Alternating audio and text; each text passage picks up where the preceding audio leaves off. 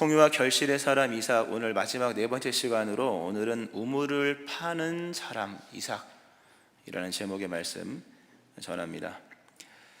고대 근동 이스라엘 사람들, 그들이 가장 꿈꾸는 이상적인 복은 세 가지를 소유하는 데 있었습니다.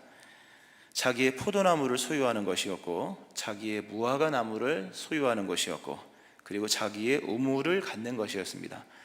그중 가장 큰 복은 단연 자기의 우물을 갖는 것입니다. 모든 소유의 근본은 우물이었습니다. 우물은 소유의 상징입니다. 그리고 소유에 대한 핵심적인 것이죠. 우물은 재산 그 자체입니다. 우물은 주로 광야와 들, 성 근처, 골짜기, 뜰 여러 위치에 있는데요, 사람들과 거주민들, 가축과 모든 식물들의 식수 공급원이 되었습니다. 그리고 아무리 땅을 넓게 차지해도 우물이 없는 땅은 쓸모가 없는 땅이었습니다. 우물을 소유해야만 그가 가지고 있는 모든 우양과 사람들마저, 그리고 땅마저도 가치가 있는 것이 되는 것이었습니다. 특별히 그 우물은 국가적으로도 굉장히 중요한 역할을 했습니다. 그 전쟁이 났을 때 전략적으로 가장 가치를 지니고 있는 그 위치에는 바로 우물이 있는 곳입니다. 고대인들은 주로 전쟁을 할 때 그 봄과 여름, 그 물이 귀한 건기에 전쟁을 많이 했다고 하거든요. 근데 그 우물이 없는 곳에는 군대를 주둔시킬 수가 없습니다. 아무리 튼튼한 병력이라 할지라도 우물을 확보하지 못하면 퇴진할 수밖에 없는 그런 이 우물입니다. 이스라엘 사람들에게 우물은 그 정도로 중요합니다. 근데 우물은 그렇게 많은 곳에 위치해 있는 것이 아니었기 때문에 우물을 얻는 방법은 두 가지였습니다. 하나는 자연적으로 솟아나는 샘을 발견하는 것입니다. 이건 이제 히브리어로 아인이라고 하죠. 그러니까 자연적으로 솟아나는 샘, 오아시스 같은 것들이기도 하고요. 그러나 그런 우물이 없을 때에는 우물을 파서 우물을 만듭니다. 그걸 이제 베에르라고 합니다. 베에르, 오늘 부엘세바 나오죠. 베에르, 쉐바. 베에르 하면 우물이고 쉐바 하면 일곱입니다. 부엘쉐바 하면 이제 7개의 우물.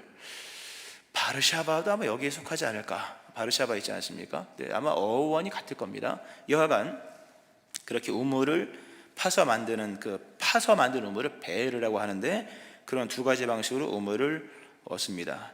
근데 문제는 우물을 파는 데에 엄청난 경비와 인력이 동원된다는 점입니다. 지금도 우물을 파려면요, 돈이 많이 듭니다. 시골에서 우물 파려면요, 백수십만 원 줘야 되고, 말라위 선교사님한테 예전에 여쭤보니까 아프리카에 우물을 하나 파려면 우리나라 돈으로 600, 700이 들어간다고 합니다. 하나 파는데 600, 700이면 우리나라 돈으로도 큰 돈이지만 아프리카 사람들은 못 판다는 얘기입니다. 천문학적인 숫자입니다. 고대의 우물을 판다고 하는 것은 삽질 몇 번 하고 판에 되는 것이 아니라 엄청난 비용이, 천문학적 비용이 들어가는 것이고, 또 물이 안 나올 수도 있거든요. 천문학적 비용과 더불어서 웬만한 노동력으로는 시도조차 할 수 없는 정말 프로젝트에 가까운 그러한 큰 사업이 바로 우물을 파는 일이었습니다. 그리고 우물을 파면요, 이제 문제는 그 다음부터 이어지는 것이죠. 물질이 등장하면, 뭐가 등장하면 당연히 인간은 소유권을 주장을 합니다. 어렸을 때 길을 가다가 친구와 더불어서 다툴 뻔한 일이 있었는데 한 2번 있었던 것 같아요. 길에 100원짜리가 떨어졌는데요, 제가 먼저 봤거든요. 근데 줍기는 친구가 주셨습니다.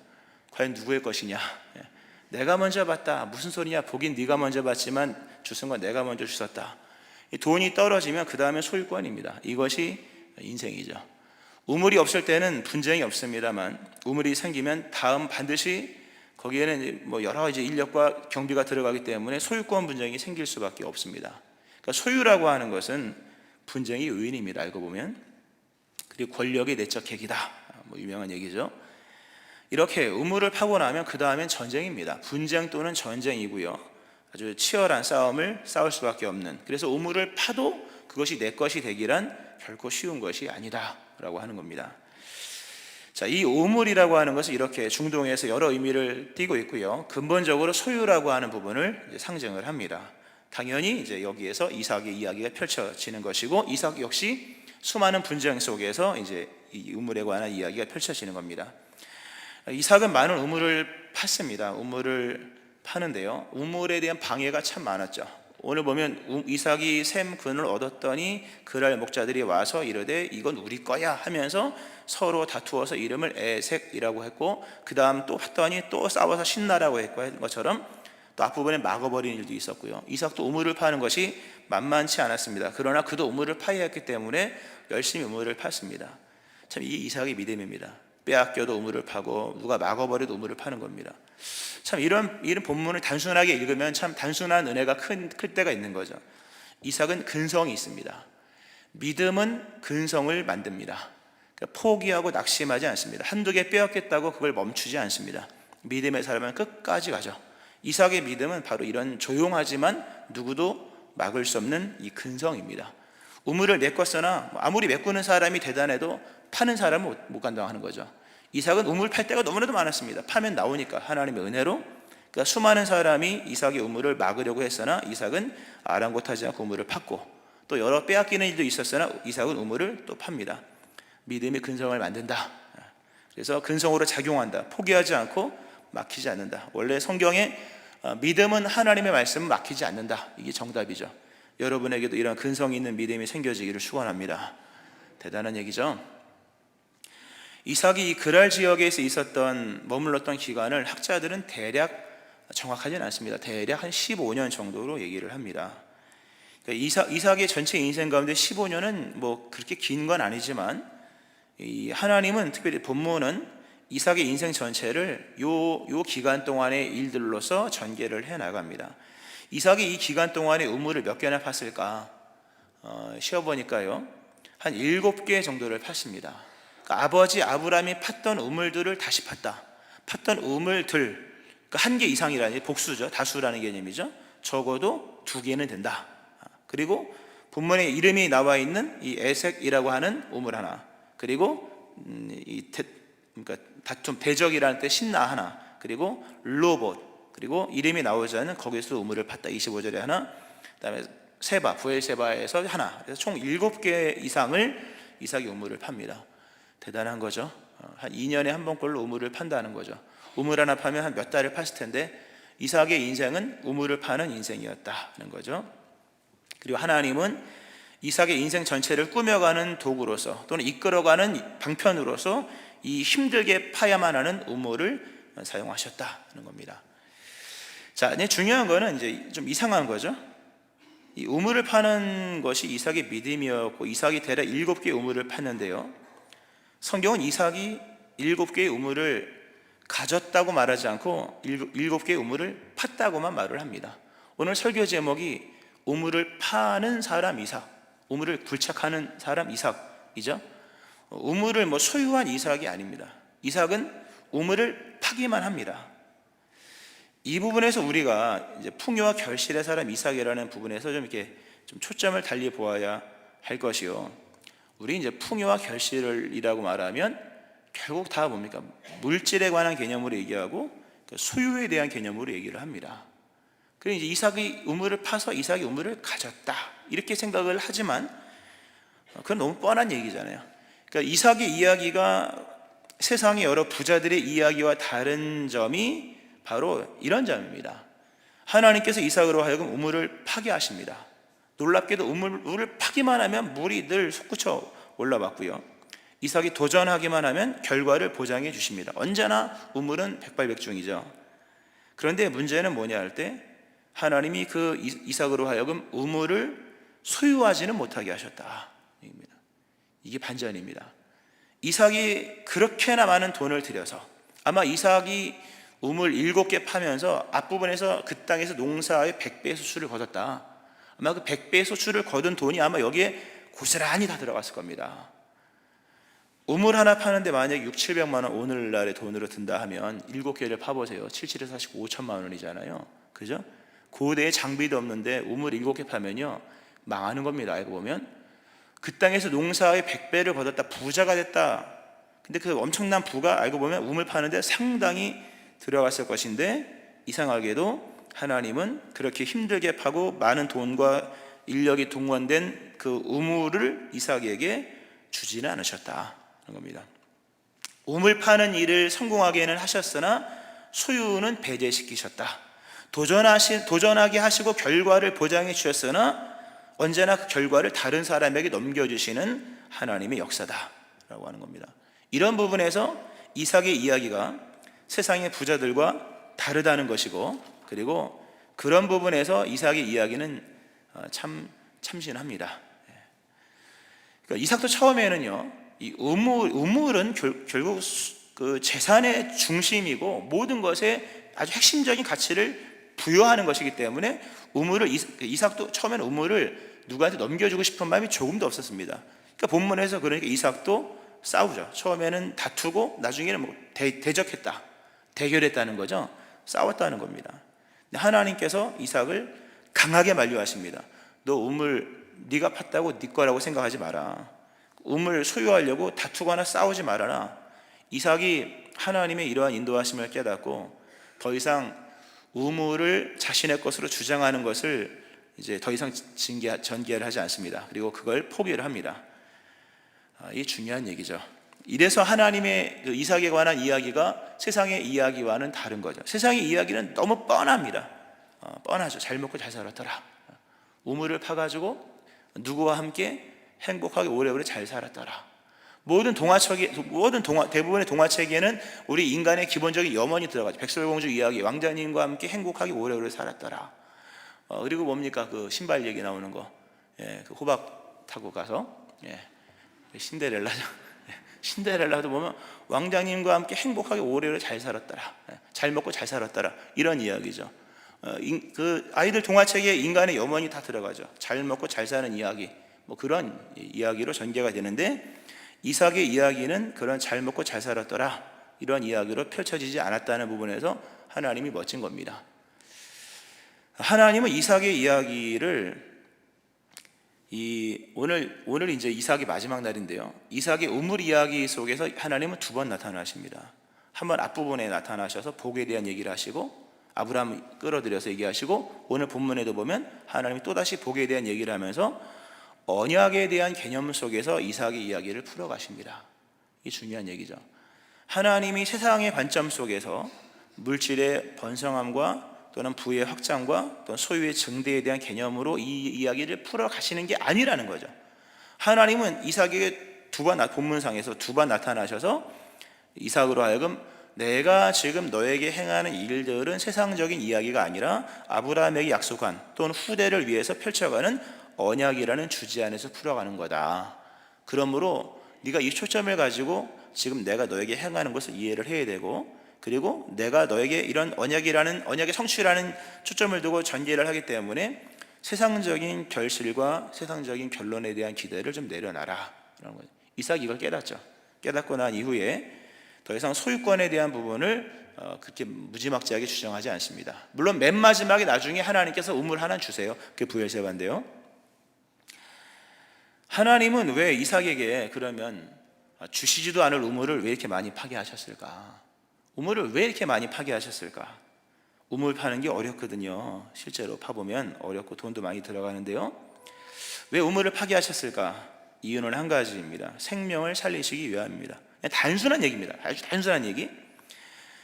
우물은 생명입니다. 우물을 소유라는 관점으로 보면 이게 우물 파는데 돈이 얼마가 들어갔고 인력이 얼마가 들어갔고 품이 얼마가 들어갔고 우물을 팜으로 인해서 땅의 가치가 올라갔고, 틀린 말 하나도 없죠. 그러나 소유적 관점이고요.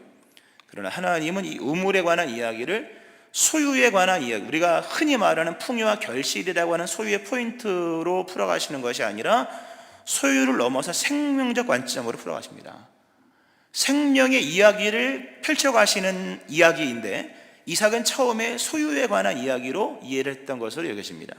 그리고 상당수 우리들도 풍요와 결실에 관한 이야기를 펼칠 때 그냥 머릿속에 자동적으로 소유와 물질과 돈과 경제적인 부분으로 접근을 합니다만, 하나님은 물론 그렇게 인도하실 때도 있습니다만, 하나님은 소유를 넘어서 생명의 관점으로 우리를 인도하신다는 겁니다. 우물은 생명이죠. 누구도 물 없이 살 수는 없습니다. 아프리카 우물, 우리가 아프리카 말라위가 우리 선교지 중에 한 곳인데요, 얘기를 그런 자료를 보면 우물 하나를 가지고 적어도 500명에서 1000명이 삶을 산다고 합니다. 우물 하나 안에 있는 반경 4-5km, 적게는 4-5km, 많게는 뭐 한 10여 km 정도 되는 사람들이 그 우물 하나를 가지고 생명을 연명한다는 겁니다. 그러니까 우물 하나 가지고 최소 500명에서 1000명이 물을 마신다고 생각해 봤을 때 이삭이 이 단기간 내에 최소 7개의 우물을 팠다고 한다면 이삭은 수천 명에게 생명의 마실 물을 공급하는 일을 한 겁니다. 하나님이 대단한 일을 하신 거죠. 이걸 단순하게 소유적 관점으로만 볼 게 아니라 하나님은 이 우물의 관점을 생명적 관점으로 풀어가신다. 사실 이 우물 이야기는 앞부분에도 많이 나옵니다. 많이 나오고 하갈과 이스마엘이라고 하는 얘기 나오죠. 하갈과 이스마엘이 집에서 쫓겨나죠. 이제 뭐 이스마엘도 장성했고 이제 쫓겨날 때 떡 한 덩이와 물 한 가죽 부대를 가지고 광야로 들어가죠. 마실 물이 떨어졌을 때 죽을 수밖에 없었죠. 죽게 될 상황 속에 하나님께서 그에게 베푸신 은총이 바로 이 샘물을 발견하게 하시는 거였죠.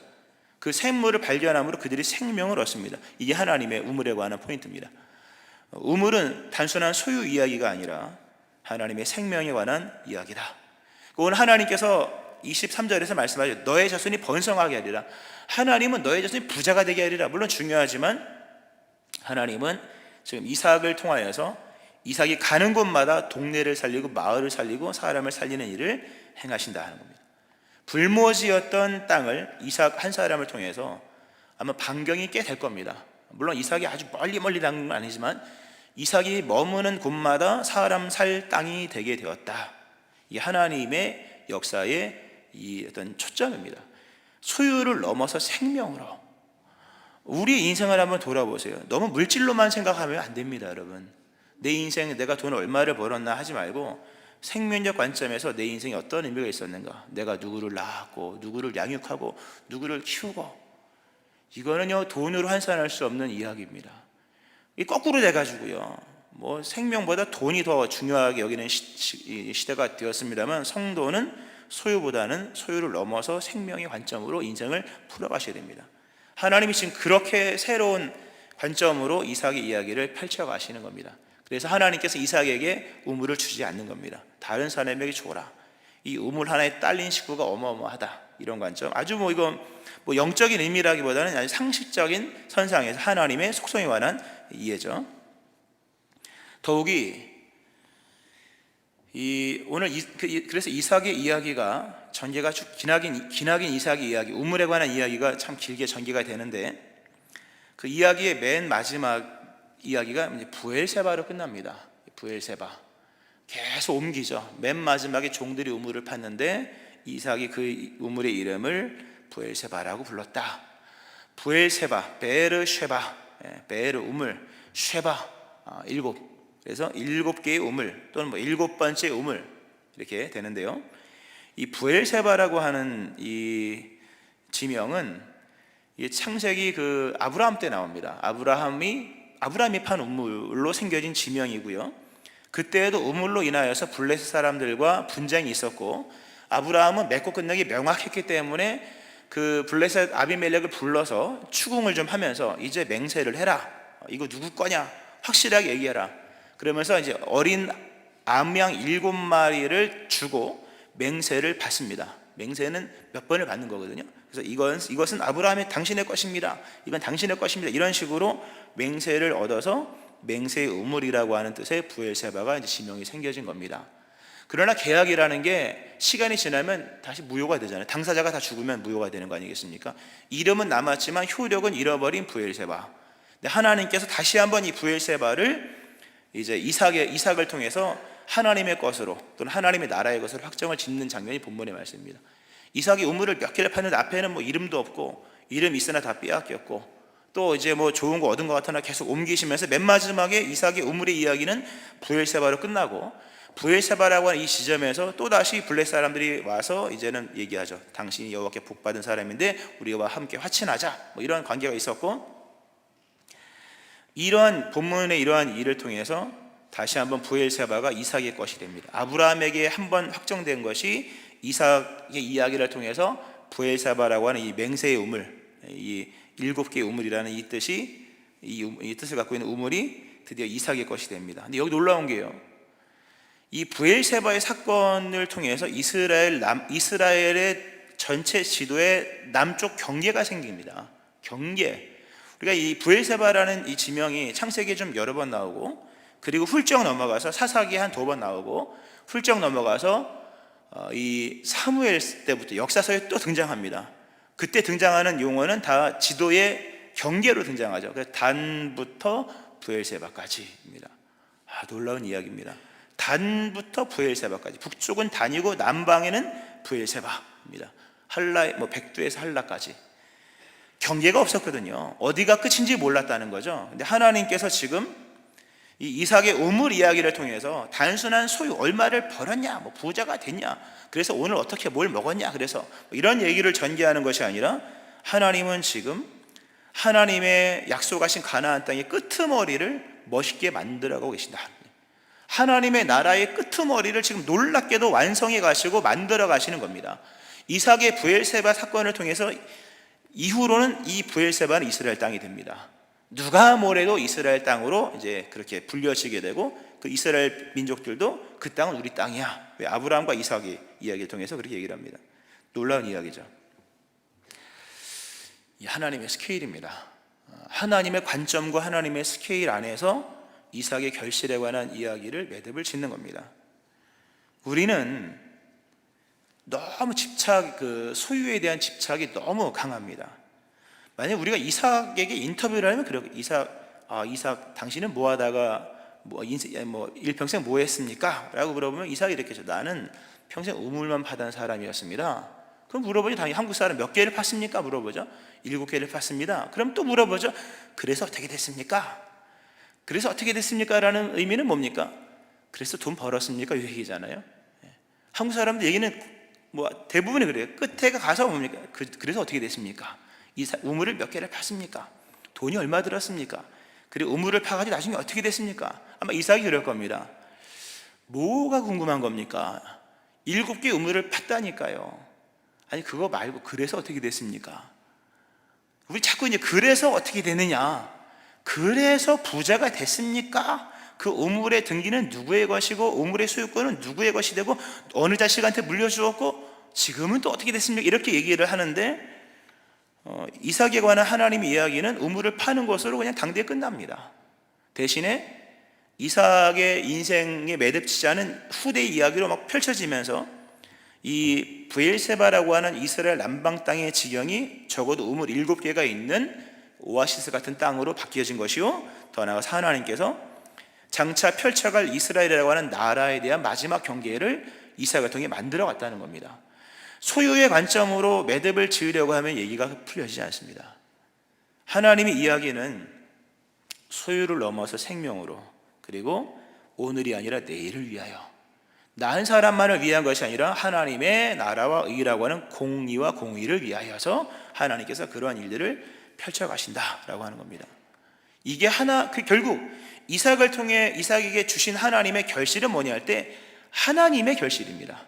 하나님의 뜻을 이삭의 인생을 통해서 이루어 가셨다. 결국 이삭이 뭘 이루었냐가 아니라 하나님이 이삭의 인생을 통해서 어떤 일을 이루셨다라고 하는 부분으로서 이삭의 인생은 마무리가 됩니다. 많은 사람들이요, 특별히 이제 풍요와 결실 얘기하면 대부분 다 소유적 관점으로 이제 접근을 했을 겁니다. 아마 다 대부분. 물론 앞부분에 봤죠.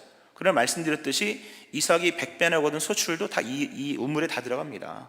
알고 보면 많은 사람들이 물질의 가난과 또는 의미 없는 듯한 자신의 삶을 보면서 낙심하고 살아갑니다. 잃은 것을 인해서 상실감을 가지고 살아가고, 얻지 못한 것으로 인해서 좌절하며 살아갑니다.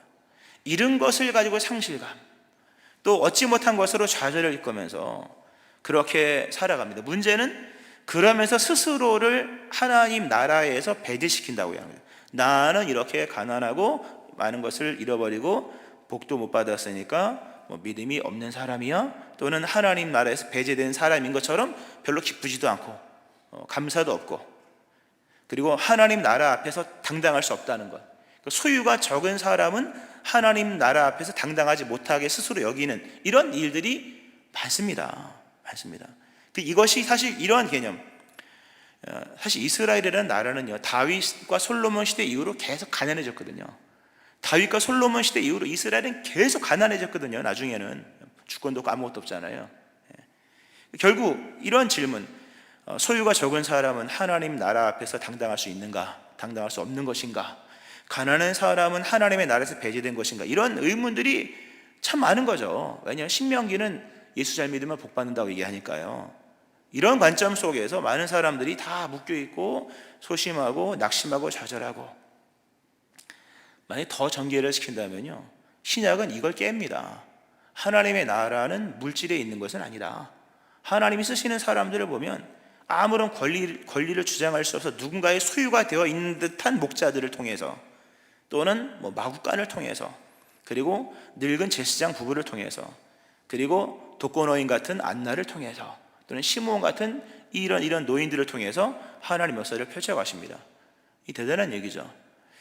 말씀을 좀 맺으면서요, 오늘 본문에 보면 그 아비멜렉과 이 사람들이 와서요, 이삭에게 당신은 여호와께 복을 받은 사람입니다, 이런 얘기를 합니다.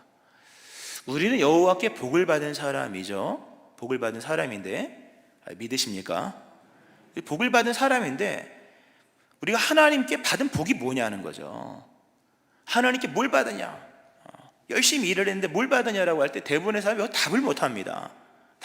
그러나 이삭과 이삭의 인생을 이끌어가신 하나님의 역사하심 속에서 우리가 받은 복이 뭔지를 보면, 우리가 열심히 일해서 돈을 많이 못 벌을 수도 있었으나 그리스도 예수 안에서 내 인생의 모든 수고와 일들, 얻은 것 또는 잃은 것마저도 하나님의 선을 위하여 사용된다는 사실입니다. 우리가 하나님께 받은 복이 뭐냐? 우물을 7개를 팠다, 그래서 내 것이다, 이런 게 아니잖아요. 이 이삭이 우물을 파서 남 준 게 몇 개인지 모릅니다, 알고 보면. 그러나 그러한 우물의 이야기를 통해서 생명이 살 수 있는 생명적 관점의 이야기가 아름답게 풍성하게 뻗어갔고, 이스라엘의 경계를, 끄트머리를 멋있게 만들어가는 하나님의 이야기를 보면서 우리가 여호와께 복을 받은 사람이라고 자신 있게 말해야 할 것인데, 그 복의 근거는 세상의 소유와 물질이 아니라 그리스도 예수 안에서 내 인생이 하나님의 선을 위하여, 또 다른 용어 하나님의 결실을 위하여 내가 쓰임받고 있다는 사실입니다. 물론 지금 내가 하는 수고가 어떻게 연결될지 아무도 모르겠으나 중요한 것은 하나님의 이야기는 계속해서 전개된다. 누구 안에? 그리스도 예수 안에서. 말씀 맺으면서요, 이삭이 이런 하나님을 이해하기가 처음에 좀 어려웠습니다. 처음에 이삭이 우물을 파고 내 돈 들여서, 내 노동력 들여서 내가 팠으니까 우물은 내 거야, 이 우물은 내 거야, 내 권리에 속한 거야. 그래서 권리를 몇 번 주장을 합니다. 그러다가 아니라는 것을 깨닫고 이삭은 우물을 파는 의무에만 집중을 합니다. 우리가 권리와 의무 얘기하잖아요. 대부분은 다 권리에만 신경을 씁니다. 내가 우물 팠으니까 내 거야. 이삭도 처음에 막 다투고 싸웠거든요. 근데 하나님이 강하게 만류하셨습니다, 보니까. 그러면서 이삭이 깨달은 게, 내가 권리에 초점을 둘 것이 아니라 내가 의무에 초점을, 하나님이 나를 우물을 파는 사람으로 부르셨구나. 그러므로 우물이 누구 거가 되든지 상관없이 나는 우물을 파는 사람이지 우물을 소유하는 사람은 아니다. 이 개념을 가지고 결국 살아감으로 인하여서 말씀드렸던 것처럼 브엘세바 같은 이런 일들이 생겨진 것입니다. 소유와 물질 또는 권리적인 것으로만 인생의 행복을 찾는 우리들, 본문을 통해 다 깨우치죠. 또 그런 방식으로 일하는 우리를 자유케 하십니다. 너무 소유의 이야기에 스스로를 집어던지지 말아라. 소유가 아닌 생명 중심으로 인도해 가시는 하나님, 그리고 오늘의 의미가 아니라 내일의 의미를 위해서 이루어 가시는 하나님, 그리고 우리에게 권리만을 주시는 것이 아니라 의무를 복으로 주시는 하나님, 이 하나님을 기억할 때 우리는 오늘도 당당하게 내가 여호와께 복을 받은 자입니다. 왜냐하면 내 인생을 통하여 하나님의 결실이 이루어지고 있기 때문에. 그러므로 보세요, 오늘 우리가 수고하는 것, 내가 오늘 수고하고 애쓰고 땀을 흘리고 하는 모든 것, 내가 지금 우물로 비유하면 내가 지금 오늘 파고 있는 우물이 누구의 것이 될지는 아무도 모릅니다. 그러나 상관없이 우리는 하나님께서 우리에게 주신 우물을 파야 하는 겁니다. 이게 누구의 것이냐, 자꾸 소유적 관점으로 접근을 하고 풍요와 인간의 결실로만 얘기하면요, 세상에 별로 할 일이 없습니다. 이삭은 이 우물이 누구의 것이 될지는 신경 쓰지 않습니다. 왜? 하나님 안에서 그 모든 것은 선으로 이루어질 것이기 때문에. 그러므로 오늘도 우리 주님께서 우리에게 허락하신 여러 일들, 수고를 통해서 하나님께서 주신 우물을 힘을 다해 파셔야 됩니다. 열심히 파고 또 파고 또 파야 될 것입니다. 그 일이 머지않아서 하나님의 나라를 이룰 것입니다. 이 은혜, 이 믿음이 여러분과도 일어나기를 주의 이름으로 축원합니다. 아멘. 기도하시겠습니다. 하나님 아버지, 세상의 이야기는 소유 중심의 이야기로 그렇게 계약을 맺고 사회를 만들고 국가를 유지하고 군대를 만들어 소유를 지키는 이야기로 펼쳐지는 것을 봅니다. 그러나 이삭의 이야기가 참으로 참신한 것은 그런 관점으로 전개되지 아니하고 소유를 넘어서 생명으로, 오늘이 아니라 내일로, 우리의 이야기가 아니라 하나님의 일들로 결실을 펼쳐가시는 하나님 역사를 봅니다. 하나님, 우리는 실로 여호와께 복을 받은 자인 것을 고백합니다. 하나님 아버지, 우리 하나님께서 우리에게 허락하신 오늘도 파야 하는 우물을 우리가 파 나아가기를 원합니다. 그 우물이 누구의 것이 될지는 아무도 알 수 없으나 하나님이 그리스도 예수 안에서 우리의 인생을 쓰실 것이니 오늘도 맡기신 우물을 힘을 다해 파며 또 우물을 만들어가는 그 이삭처럼 믿음의 삶을 살아가는 저희를 되게 하여 주옵소서. 우리의 삶에서 오직 하나님의 뜻만 이루어지게 하시고 주의 뜻만 이루어지는 결실 있는 인생이 될 수 있게 하여 주옵소서. 감사드리며 예수님 이름으로 기도합니다. 아멘.